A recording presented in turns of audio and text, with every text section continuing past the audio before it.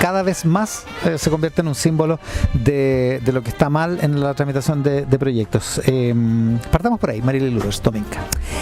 La ministra de Medio Ambiente, Maisa Rojas, que ha sido una protagonista del último tiempo en este tema, sale en un rato más camino a Coquimbo, mucho más cerca del lugar del potencial proyecto de Dominga que las oficinas donde trabaja en el Ministerio de Medio Ambiente. Fue citada a las 3 de la tarde por el presidente de la Comisión de Medio Ambiente, Félix González, para hablar precisamente de Dominga. Ah, claro, van a sesionar allá. Van a sesionar allá y el tema es Dominga, porque el proyecto este de reforma está en el Senado.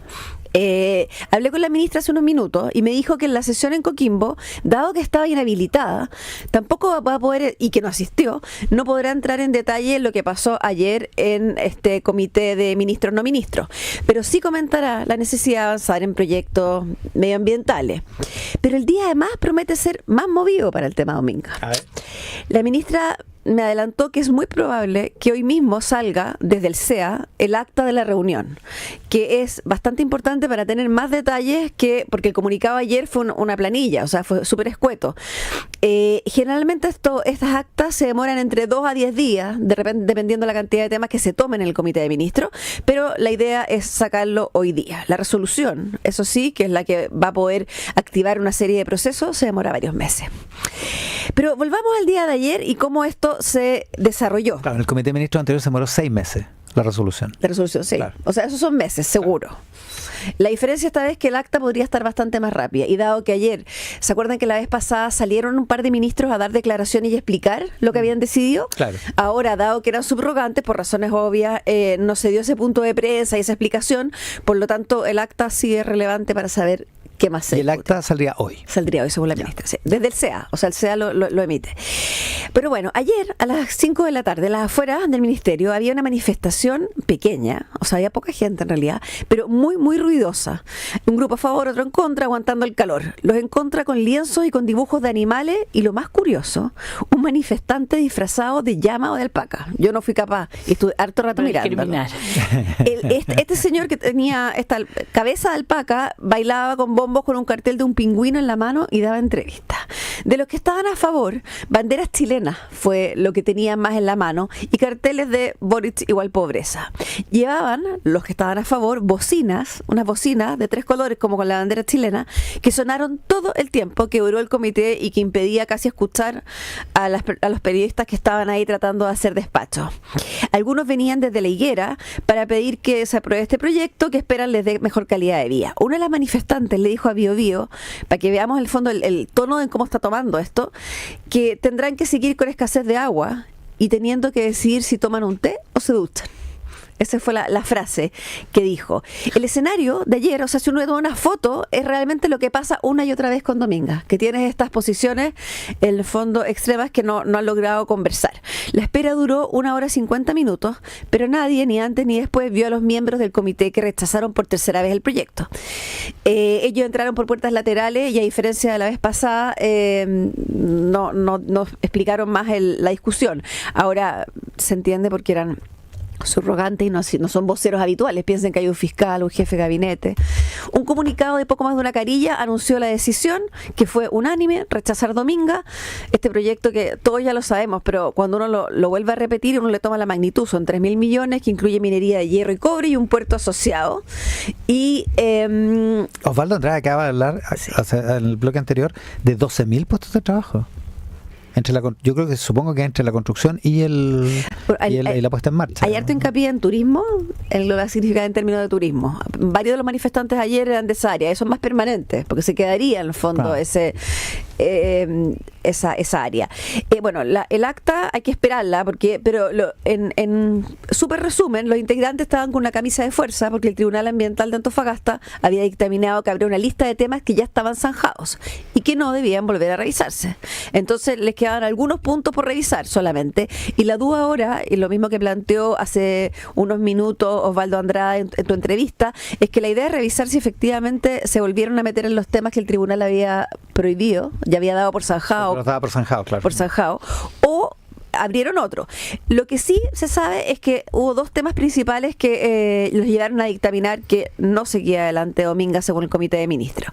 El primero es que no se sabe el real impacto que tienen ciertas especies sobre otras especies. Eso es una cosa que uno a veces piensa que la información era sobre las especies que están en extinción. No, lo que se decidió ayer era que no hay información suficiente sobre este rol ecosistémico. O sea, son especies que se necesitan para que las especies en extinción puedan seguir viviendo. Claro, que es el comunicado, es que la algarrobilla es el alimento del tricahue. Del tricahue, claro. Y hay otras cosas así. Pero animal en extinción. Es la segunda derivada, porque el fondo, supuestamente los animales en especie de extinción ya estaban discutidos anteriormente en este proceso. Y lo segundo es que el plan de prevención de contingencia y emergencia para vertimiento de dos cosas, ojo, hidrocarburos y concentrados de hierro, no les satisfacía suficiente. Lo que uno se pregunta es, después de tanto tiempo, cómo no llegaron a un de lado y lado, ¿cómo no? Plan de prevención, a un plan de contingencia. Un plan de contingencia, sí. Y emergencias, dicen. A los pocos minutos, otro comunicado de la empresa, muy duro, como ha sido el tono del debate esta década. Dice que lo que pasó ayer marca un nefasto precedente nunca visto en la historia de Chile en materia de tramitación ambiental. Resulta inadmisible que el Poder Ejecutivo incumpla por segunda vez una sentencia judicial, etcétera. Dice que es inconstitucional, ilegal y que seguirá por varias vías legales en adelante. Hasta ahí la cronología de un día agitado. Lo que hice en el fondo fue conversar ayer tarde y hoy día temprano con personas cercanas al proceso en el gobierno y con otras del sector empresarial para ver qué viene el día después, el mes después o el año después. Lo primero, y aquí quizá también podemos retomar un poco la conversación que ustedes tuvieron en la mañana con Osvaldo Andrade, hay dominga para rato y vienen muchísimos hitos en materia judicial. Increíble. Porque son muchos procesos en paralelos que están en diferentes tribunales. Está el Tribunal Ambiental, está la Corte Suprema, está en cierta medida la Contraloría, que no es un órgano judicial, pero también emite, la que fue llevada en el último plazo a emitir las inhabilidades. Entonces hay harta discusión ahí porque se viene para muy largo. Las ONG y la empresa están dispuestas a insistir en toda esa instancia. Así que nos queda mucho. Segundo, la pregunta que todos se hacen es cuánto este fallo va a apurar el sistema de aprobación medioambiental. Y ahí la ministra me decía que la propuesta que tiene el gobierno tiene medidas para el antes, durante y después. Y en el después, que es el caso de Dominga, se propone efectivamente eliminar el comité de ministros. Sin embargo, la idea es poder reemplazar eso por el derecho realmente que tienen a poder, derecho a pataleo, como se podría decir, con respecto a eso. Así que quizá... Pero hay una duda, una discusión respecto a cómo reemplazarlo. Si por una autoridad uninominal o por un comité. No de ministros, pero de expertos. Claro, lo que me dijeron varias personas que están cercanas a la discusión legislativa es que realmente esto ya es la gota que rebasa el vaso y demuestra que hay que apurar por lo menos la eliminación del comité de ministros. O sea que se puede discutir la fórmula, pero ahora queda en evidencia que tener un comité de ministros sin ministros, con subrogantes, con inhabilidades, con revisión de temas que ya el tribunal había zanjado, etcétera, o potencialmente, todavía no lo sabemos, no da para más. Y sin embargo en el gobierno ven que todavía no hay voluntad para avanzar. Y avanzar legislativamente. Digamos. Sí, legislativamente, sí. A pesar de que esto podría ser un empujón, porque realmente está quedando en evidencia, claro, lo que pasa con el asunto. O sea, claro, porque es una cosa, es un trámite, es un laberinto que no tiene ningún tope, no tiene ningún fin. Puede ser infinito. El Domingo ha pasado 4 veces por el comité de ministros. Y además 3 rechazos y una aprobación. Y además va perdiendo 3-1. Que en esta última ronda como que ya la institucionalidad se ha estresado, o sea, esto de que no se citaba porque no se sabía quién subrogaba, entonces había que ir a la Contraloría. Sí. Ha quedado más que estresada el organismo, o sea, la institucionalidad. Y además hay de fondo una cosa que el gobierno no ha querido levantar, lo dijo acá el subsecretario de Medio Ambiente, que estaba inhabilitado, by the way, Maximiliano Proaño, dijo, no queremos levantar el tema de la tutela del Tribunal Ambiental sobre el Comité de Ministros. Si lo que hay aquí, de fondo, es que el Comité de Ministros no quiere hacerle caso al Tribunal Ambiental porque no cree que tenga una prerrogativa el Tribunal Ambiental sobre la decisión del Comité de Ministros. Entonces, eso ahí en el fondo. Bueno, en fin, Marily. Es decir, pero hay una cosa que es interesante y que con esto termino, que no me había salido a mí, no lo había realmente tenido en el mapa, y me lo mencionaron varias personas, es que este tema, Dominga, va a ser probablemente un tema presidencial importante, porque se van a pedir definiciones claro. a los candidatos sobre el tema. ¿Qué piensa usted sobre Dominga? Y esto viene sí o Van a sí quedar todos inhabilitados. y complica y complica el fondo a lado y lado, porque desde el gobierno y la izquierda dicen que Dominga y sus dueños son temerarios, que tienen espaldas para seguir un proceso, que no es un tema de permisología, sino que es un mal proyecto que no garantiza. Desde el lado de quienes aprueban el proyecto dicen que no se puede esperar menos, y me reenviaron varias veces un video de 2017 que está en YouTube, no sé si lo han visto, en donde Boric, el entonces diputado Boric, hoy día presidente, pidió la palabra en la sala y dijo: estoy en contra de esta minera, comunidades divididas de empresas dispuestas a cualquier cosa, acusando a empresas, pagando por obtener apoyo. Uno se pregunta, ¿qué pasa el día después? La historia de los 27 años que va a durar este proyecto. La historia nos ha enseñado que las empresas mineras prometen y no cumplen. Entonces, lo que Ese decía el diputado Boric. Diputado Boric, era un video que está en YouTube en 2017, bien interesante porque en el fondo, al callo. El tema es que los candidatos de centro izquierda son los que tendrán más tensión con respecto a esto, porque van a tener que tratar de mantener a este grupo que se ha declarado abiertamente en contra de este proyecto durante 10 años, como lo muestra este video, y van a tener que explicar si están dispuestos a referirse y a darle un espaldarazo, por lo menos públicamente, al proyecto. Así que vamos a verlo esto como un tema presidencial, que, como dice bien la Coneja, se estresó con lo que pasó estos días y va a saltar a la arena de lo que viene ahora. El proyecto Dominga. Me agregan una cosa que me dicen, la empresa no puede volver a ir al primer tribunal ambiental, pero dicen, se tendría que ver en el segundo tribunal ambiental y no en Antofagasta, porque de acuerdo al artículo 195 del Código Orgánico de Tribunales, los 3 ministros del Tribunal Ambiental de Antofagasta están implicados, es decir, no pueden volver a pronunciarse sobre lo mismo. Ahora, el comunicado de la empresa dice que va a ir al tribunal ambiental. Voy a revisar ahora si especifica si es el de Antofagasta. No, me dice que no. No, o sea, yo me parece que no. Que no lo especifica. Entonces, al no especificarlo, puede ir a otro. Al segundo. Y sí, no, es increíble esto. Sí menciona que va a ir a la Corte Suprema. Entonces, y la ONG con las que yo ya hablé ayer me dijeron, nosotros ya tenemos en la Corte Suprema un recurso de casación y vamos a seguir en el fondo en eso. Así que... Increíble. Seguimos. Dominga es como nuestro Yellowstone. Sí, puede ser. Como la serie Yellowstone, no el parque del oso yogi. O también como la marmota. O como el Día de la Marmota. Día de la Marmota porque se complica. No es realmente el Día de la Marmota. No, no es exactamente. Porque el Día de la Marmota es todo el rato lo mismo. Acá, y además el protagonista va aprendiendo de su experiencia al repetir el mismo día. Y va cambiando, va probando. Voy a hacer un paréntesis, una cosa que me ha impresionado mucho. Nosotros usamos el concepto de Día de la Marmota y la gente joven no sabe de qué estamos hablando cuando decimos Día de la Marmota. ¿Porque no han visto Groundhog Day? No han visto. La película con Andy McDowell. El otro día me di cuenta de eso. Entonces vamos increíble. a tener que... Bueno, tengo que buscar Josefa, ¿tú sabes lo que es el Día de la Marmota? Sí, ya, porque Josefa es muy culta. La Josefa, ¿Pablo?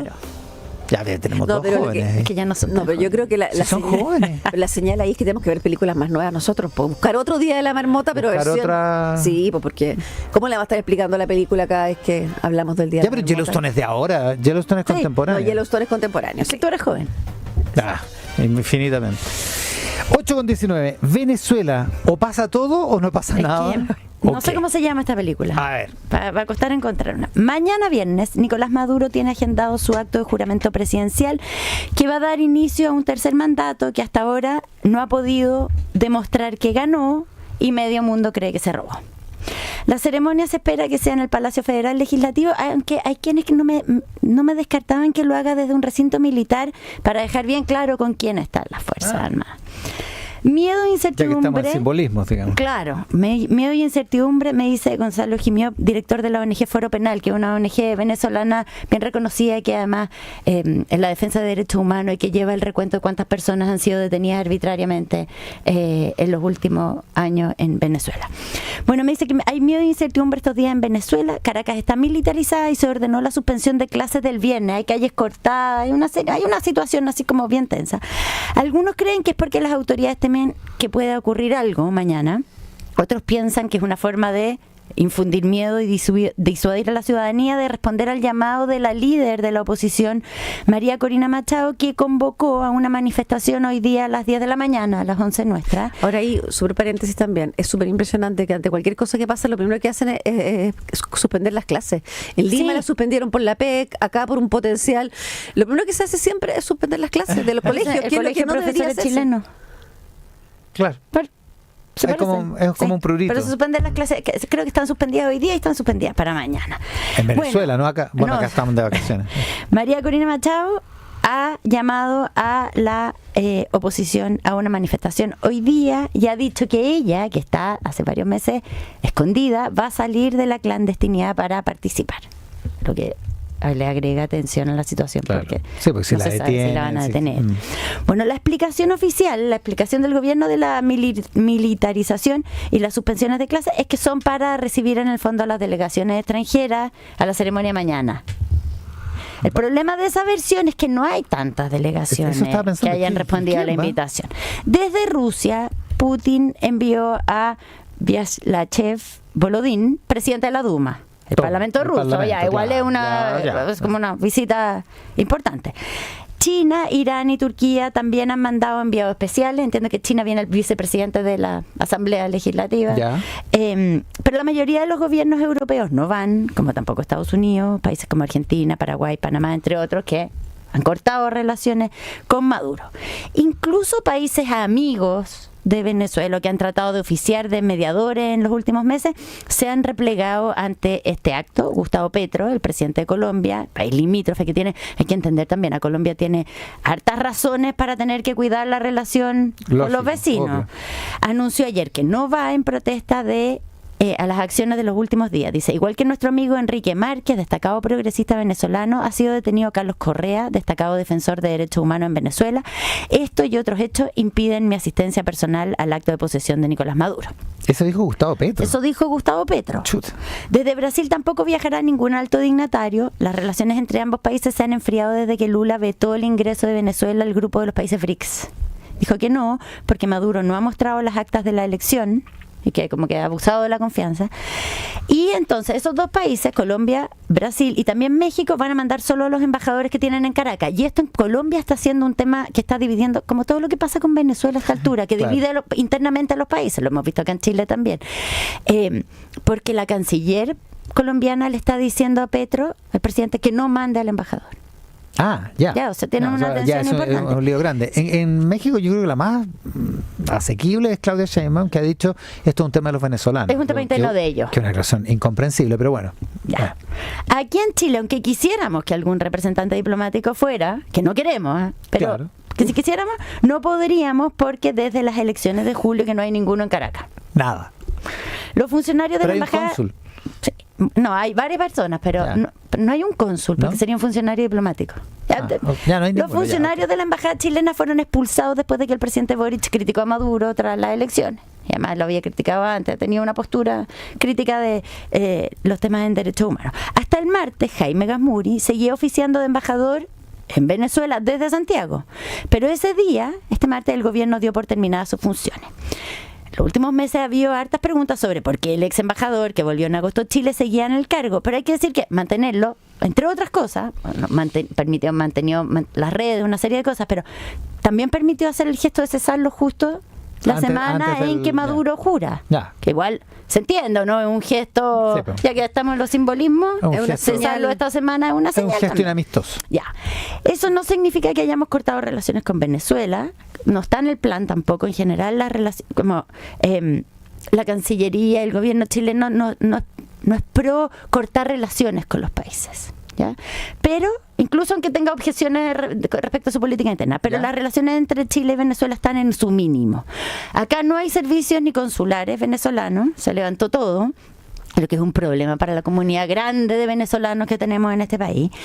Chile mantiene su consulado, no su cónsul, pero mantiene el consulado. Mantiene la oficina, hay 24 personas que trabajan ahí, ninguna con rango diplomático, que ayudan con los procesos de visa, de viaje, los procesos administrativos, porque en el fondo, como acá hay muchos venezolanos, hay mucha gente que tiene familia acá en Chile, que quieren viajar, que les pasan cosas, que entonces hay hartos trámites. Se necesita. En ese sentido, o sea, como una cosa también humanitaria. En ese sentido, se ve la diferencia entre Venezuela y Chile, porque incluso teniendo tremendas diferencias.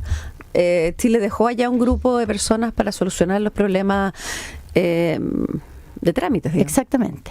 Ya. Mientras tanto, el verdadero ganador de las elecciones, lo que se entiende que la persona que ganó, Edmundo González, que se fue a España en septiembre, ya se asiló en España, ha estado de gira recolectando apoyo en distintos países del mundo. Fue recibido en Argentina, en Uruguay, en Estados Unidos. Estuvo con Joe Biden, no con Donald Trump. Pero estuvo en el Salón Oval, ¿eh? Ojo. Sí. Sí, no, fue a propósito de cosa, simbolismo. Seguimos con los símbolos. Esto está lleno de simbolismo. Ya, ayer estaba en Panamá con su presidente y se hizo un acto en que las actas que prueban el triunfo de Edmundo González quedaron guardadas en la bóveda del Banco Nacional de Panamá. Voy a repetir por octava vez, háblame de simbolismo. Claro. Bueno, buenas fuentes me cuentan que se había pensado hacer un acto incluso en que Edmundo González como que asumía la presidencia desde Panamá, pero finalmente parece que ese país no quiso hacer como un acto tan audaz, porque ya está bien estar en... Pero como sabemos cómo responde que asuma un presidente de un país extranjero era en tu país, ya, pero el canciller de ese país, Javier Martínez Hacha, dijo ayer que habrá una gran sorpresa que va a estremecer el continente en relación a Venezuela. ¿Ya? González dice que va a llegar a su país mañana a toda costa. Nadie sabe cómo, ni por dónde, si Cúcuta, si avión. De lograrlo, en el mejor de los casos, no le darían la autorización para aterrizar, para entrar. Claro. Porque si no se lo llevan preso. O sea, como hasta Maduro está ofrecido una recompensa de $100,000 por información que permita la captura de Edmundo González, lo que no deja de ser delirante, porque todo el mundo sabe dónde está Edmundo González. Hoy día está en Santo Domingo. Yo jamás vendería a Edmundo González, así que no voy a cobrar los $100,000. Pero está en Santo Domingo. Ya. En República Dominicana, por cierto. Claro, exactamente. No en Rocas de Santo Domingo. Para que nadie se vaya a confundir. Personas bien contactadas que miran la situación venezolana me dicen que allá en Venezuela en la oposición hay como un cierto optimismo que no saben muy bien a qué atribuir, pero como que, bueno, un optimismo dentro de la desesperanza y la situación desesperada que se vive. Siempre puede haber sorpresas, pero la ciudadanía como que no se ve muy proclive a hacer una gran presión en las calles. Está convocada hoy día porque está asustada. La represión aumentó mucho después de las elecciones. Al principio fue como bien masiva en términos de que se llevaban a los manifestantes, porque al principio hubo unas manifestaciones masivas. Pero cuando se aplacaron las protestas, porque la gente se empezó a asustar, y sobre todo desde que asumió el temido Diosdado Cabello como ministro del Interior, se volvió la represión más selectiva, arbitraria. O sea, se llevan a menos personas, pero nadie sabe como muy bien a quién, ni cuándo, ni por qué. Entonces, tú sabes el miedo que eso infunde, porque puede ser cualquiera cualquier día. Andan todos asustados, según Gonzalo Jimiop de Foro Penal. Esto se ha intensificado mucho estos últimos días. En las últimas horas se han reportado 17 detenciones, entre ellos el yerno de Edmundo González. El candidato que ganó la elección. Ni menos. Y Carlos Correa, un conocido defensor de la libertad de expresión. Se lo llevan, nadie sabe a dónde. O sea, no es que se lo llevaron a tal lugar, no se les permite hablar con sus abogados, con su familia. De repente aparecen a los 2 días, de repente se demora más. Bueno, muchos piensan que lo único que podría derrotar en este contexto a Maduro es una acción militar. No hay señales de que la haya, pero como me decía alguien, bueno, una característica de una conspiración militar es que es secreta. Claro. Bueno, pero a primera vista, en general, la gente con que yo hablé me dice que creen que Maduro va a terminar jurando mañana. Una pregunta, entonces, si eso ocurre así, es ¿qué va a pasar cuando Donald Trump en Estados Unidos asuma? En 11 días más. En 11 días más. Él llega con un equipo que, como bien halcón, con respecto a Sudamérica y a Venezuela, siente muy pocas simpatías por Maduro y temen entonces que una opción es que el país sea estrangulado con sanciones, lo que además produciría una nueva crisis migratoria, porque al final las grandes olas migratorias desde Venezuela han sido provocadas por razones más económicas que políticas. Hay gente, claro, es muy visible cuando alguien escapa por razones políticas, pero la ola migratoria que se produce a partir del 2015 tiene más que ver con los problemas económicos. En los últimos años Venezuela este año creció un 4%, ha estado mejor desde una base muy baja, pero ha estado mejorando. Entonces, si se estrangula bueno, se puede producir una gran ola migratoria. Pero por otra parte, Trump es un gran negociador y tiene intereses en ese país. Petróleo, hay varias compañías estadounidenses que operan ahí, sin sanciones en el fondo.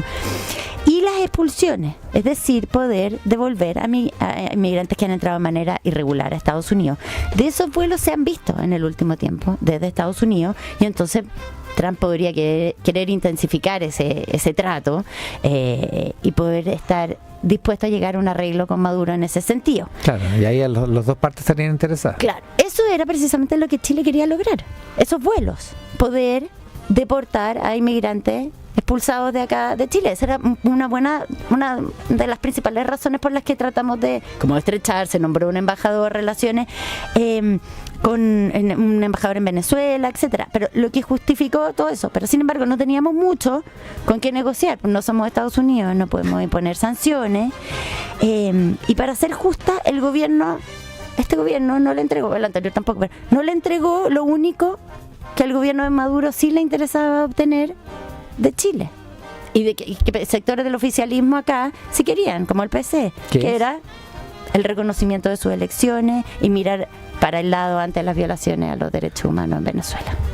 Era alto el precio. Era alto el precio y no estuvimos dispuestos a pagarlo. Ay, vamos a ver lo que pasa. Bueno, vamos a ver qué es lo que pasa hoy, ¿eh? Sí, acá en Santiago, en la tarde, hay una manifestación convocada en el Parque Almagro. En el Parque Almagro, la Plaza Bulnes con... ¿Cómo se llama? ¿Con Santa Isabel? No, ya me perdí. Pero en el centro del Parque Almagro, al final del paseo. No te puedo ayudar porque yo nunca me sé los nombres de las calles. Me gustaría. Y con Santa Isabel, sí, es Santa Isabel.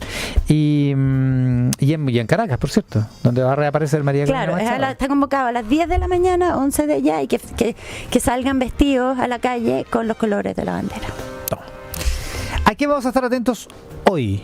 Yo creo que hay que estar mirando en Estados Unidos el incendio de Los Ángeles, el incendio Palisades, porque los gringos le pusieron nombre ya. Sí, todos tienen nombre. Ahora hay uno nuevo que se llama Hollywood Hills. Sí, les ponen nombre. Sí.